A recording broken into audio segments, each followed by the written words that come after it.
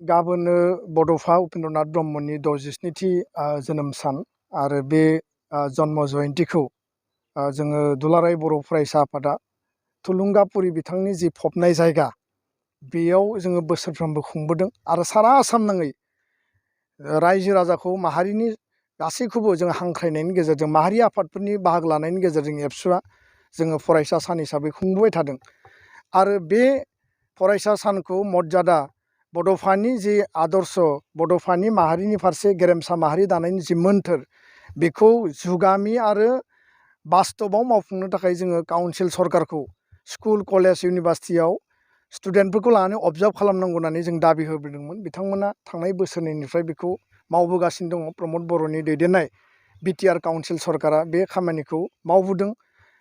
नाथाय आसाम सरकारा गोलाव समनिफ्राय जों दाबिसेयावबो बिथांमोना बे स्टेटासखौ होआखैमोन।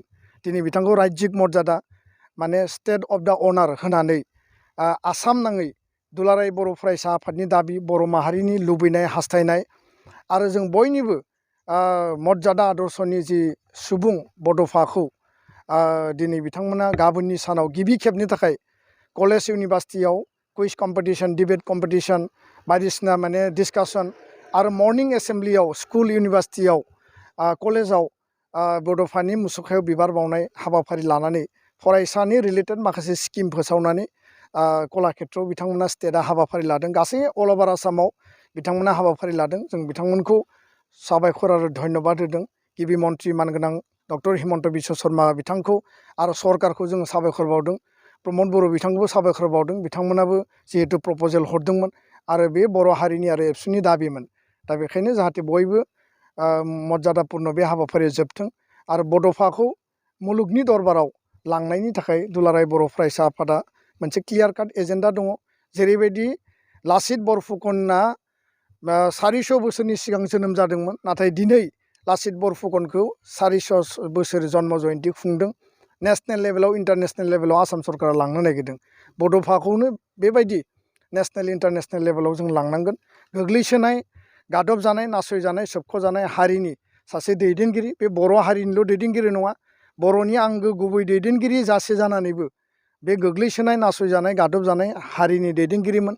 सारा नर्थ इस्टनि जायफोर माने डिप्राइभ जायफोर माने डिसक्रिमिनेसन खालामजानाय बिनि दैदेनगिरिमोन आरो बेखायनो बयबो बड'फाखौ बजबनानै बिथांनि लिभ एन्ड लेट लिभ आरो लोगोसेनो माने unity four struggle Bodos of द वर्ल्ड इउनाइट बे पपुलार स्ल'गानफ्रा बिखा बिख्लोआव जेब्लाबो जुगामि जायगा लानांगोन आरो माहारिनि दैदेनगिरिफोरखौ नेसनेल लिडारफोरखौ जाय हारिया जाय सुबुंफोरा अनार होनो रोङा सिबिनो रोङा बे हारिया जेब्लाबो लामा आन्दायनाङो। जों बेखौ जेब्लाबो गोथौयै फोथायो बिसास खालामो। बेखायनो हारिनि दैदेनगिरिफ्रा नेसनेल लिडारफ्रा बड'फायानो होन बालिराम बर'आनो होन सोमब्ला बसुमतारियानो होन जायफोर दङ खुनु कारनाव जाहाथे बिथांमोना एक बिन्दोबो जाहाथे रावजोंबो नासयजाया बेखौ जोङो जेब्लाबो रिमाइन्ड खालामगोन आरो बिनि थाखाय जोङो स्ट्रिक्ट मोनसे अबजारभेसन नोजोरखौ जों लाखिगोन। गोजोन्थों। समायखिरा लानानै हारि आरो समाज दानायनि थाखाय खौसे हाबा मावलांनांगोन।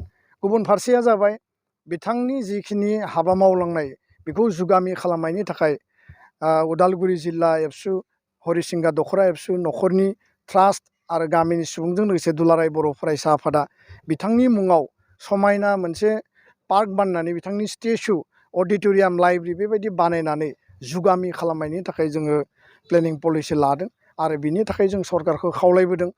जेरैबायदि जोहोलाव सोमब्ला बसुमतारिनि थाखायबो समायना रमायना जोंनो मोनसे थावनि दङ, बेखौ आरो साबना हामना साबसिन खालामनांगोन।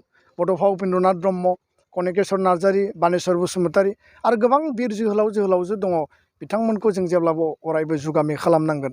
दा बेखायनो इयुन जोलैया नेसनेल लिडारनि जारिमिनखौ मिथिनांगोन, मानि थाखाय त्याग खालामदोंमोन बेखौ बुजिनांगोन आरो जुदि बेखौ जोङो सानफिनाबा जारिमिनखौ जों जुदि स्टाडि खालायाबा हारि थांना थानाया हारिनि थाखाय मावनाया आद्रा जागोन आं बेखौसो सानो। आरो बेखायनो जोङो इयुननि समाव दिनै बड'लेण्ड सोमावसारनायजों जों मोनथाम सुक्ति मोनबाय, बिएसि सुक्ति, बिटिसि सुक्ति, बिटिआर गोरोबथा। बे गासैबो बिथांमोननि मावनाय बावसोमनाय आरो दिनै इयुन जोलैया जों बिथांमोननि लामा संदाननाय हाग्रा एवस्रांनाय हारिनि थाखाय माने गावनि माने जि जातीयताबादि सिन्ताखौ लानानै जे हाबा मावनाय जों बेखौ थाबायलांदोंल' आरो बिथांमोननि जि गुरि हमनाय बेखौ जों हमनानै आवगायदों।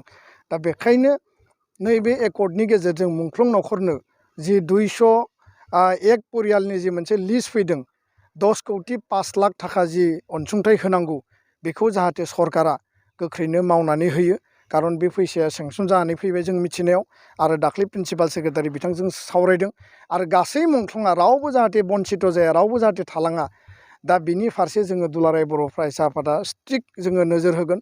स्टेट गभर्नमेन्ट, काउन्सिल गभर्नमेन्ट जोङो सावरायगोन। आरो लिस्ट भेरिफिकेसननि बेलायावबो जाहाथे जोङो बेखौ सिनसियारलि नायो, बेखौसो जों खावलायबाय।